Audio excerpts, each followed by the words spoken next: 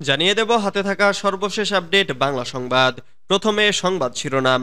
ফরিদপুরের দুই গ্রুপের মারামারি, শামা ওবায়দ ও শহীদুল ইসলামের পদ স্থগিত। এরপর জানিয়ে দিব পাচার হওয়া টাকা ফেরত আনতে ব্রিটিশ হাইকমিশনারকে ডক্টর ইউনূসের অনুরোধ।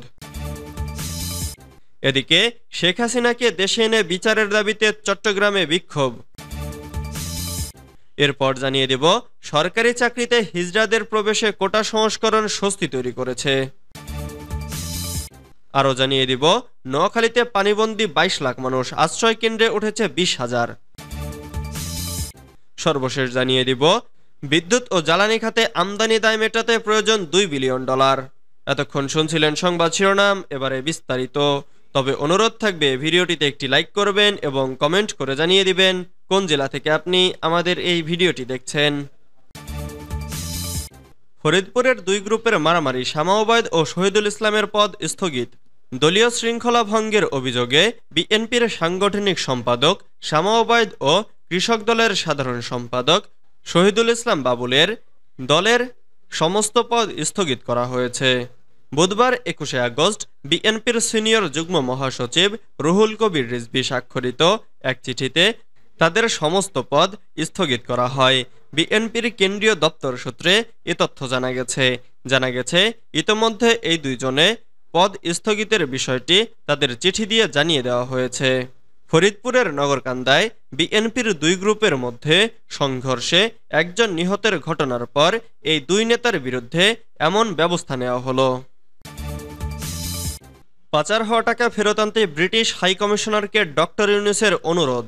পাচার হওয়া বাংলাদেশি টাকা ফেরত আনতে ব্রিটিশ হাইকমিশনার সারাকোককে অনুরোধ জানিয়েছেন অন্তর্বর্তীকালীন সরকারের প্রধান উপদেষ্টা ডক্টর মোহাম্মদ ইউনূস।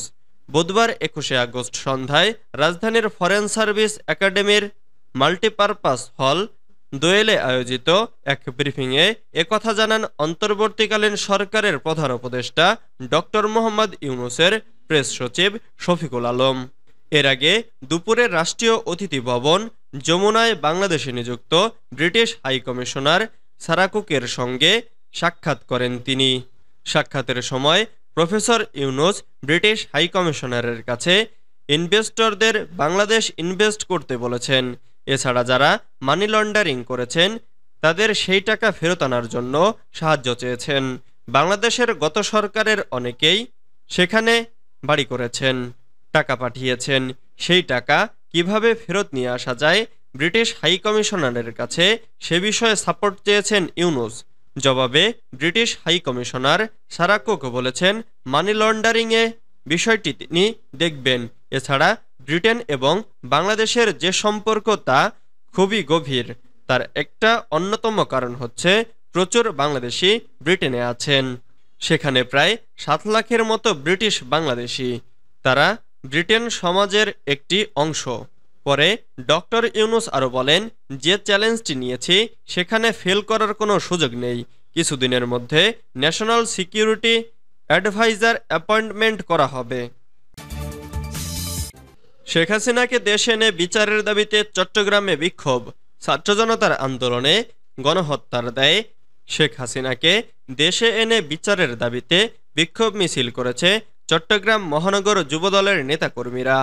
বুধবার ২১ আগস্ট বিকেলে বিক্ষোভ মিছিল নগরীর ওয়াসা মোড় থেকে শুরু হয়ে বিভিন্ন সড়ক প্রদক্ষিণ শেষে নাসিমন ভবন দলীয় কার্যালয়ের সামনে সমাবেশ করেন তারা। সমাবেশে চট্টগ্রাম মহানগর যুবদলের সভাপতি মোশাররফ হোসেন দীপ্তি বলেন, গত ১৫ বছর বাংলাদেশের রক্তের স্রোতের ওপর পরিচালিত হয়েছিল একটি দানবীয় স্বৈরশাসক বাংলাদেশকে গণহত্যা ও গুমখুনের রাষ্ট্রে পরিণত করেছিল। আমরা সেই দানবীয় খুনি শেখ হাসিনার বিচার চাই। অবিলম্বে শেখ হাসিনাকে ভারত থেকে বাংলাদেশে ফেরত এনে দ্রুত বিচার কাজ শেষ করতে হবে। নিজের অবৈধ ক্ষমতাকে টিকিয়ে রাখতে ফ্যাসিস্ট ও স্বৈরাচারী শেখ হাসিনার নির্দেশে দেশের শত শত নিরীহ ছাত্র জনতাকে নির্বিচারে গুলি করে হত্যা করা হয়েছে। আমাদের টাকায় কেনা বুলেট আমাদের সন্তানদের বুকে চালানো হয়েছে।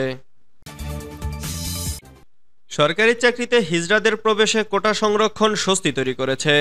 জাতীয় মানবাধিকার কমিশনের চেয়ারম্যান ডক্টর কামাল উদ্দিন আহমেদ বলেছেন, সম্প্রতি কোটা সংস্কার আন্দোলনে শিক্ষার্থীদের দাবির পরিপ্রেক্ষিতে হিজড়াদের সরকারি চাকরিতে প্রবেশের ক্ষেত্রে কোটা সংস্কারের বিষয়টি স্বস্তির জায়গা তৈরি করেছে।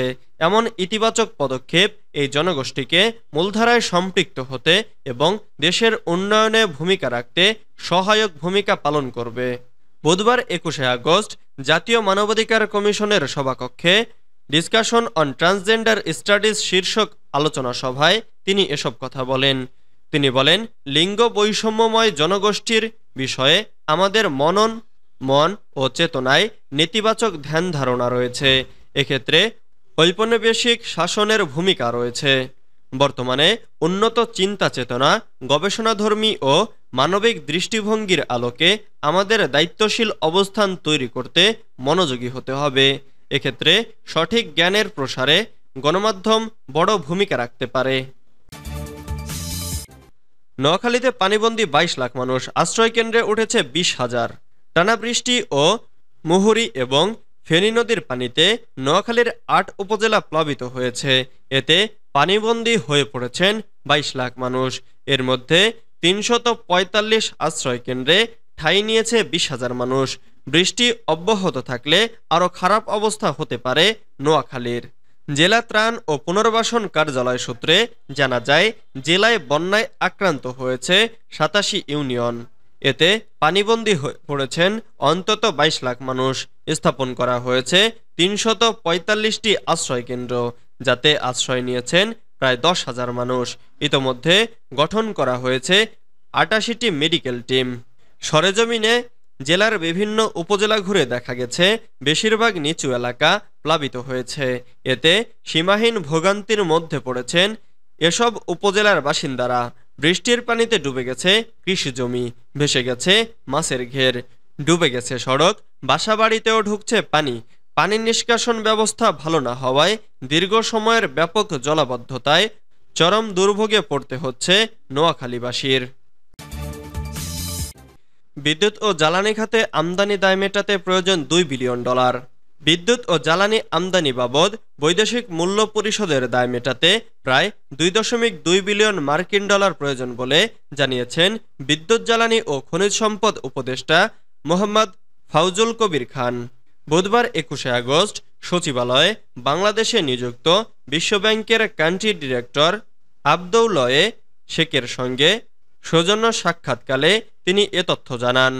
বিদ্যুৎ, জ্বালানি ও খনিজ সম্পদ উপদেষ্টা মোহাম্মদ ফাউজুল কবির খান বলেন, বর্তমান সরকার একটি দৃঢ় ম্যান্ডেট নিয়ে এসেছে। আমি দায়িত্ব গ্রহণের প্রথম দিনই বিদ্যুৎ ও জ্বালানি সম্পর্কিত বিদ্যুৎ ও জ্বালানি দ্রুত সরবরাহ বৃদ্ধি আইন ২০১০ এর অধীনে চলমান কার্যক্রম স্থগিত করেছি। বাংলাদেশ এনার্জি রেগুলেটরি কমিশন আইন ২০২৩-এর ৩৪-এর ক ধারায় সরকার কর্তৃক বিদ্যুৎ ও গ্যাসের মূল্য নির্ধারণের ক্ষমতা স্থগিত করেছি।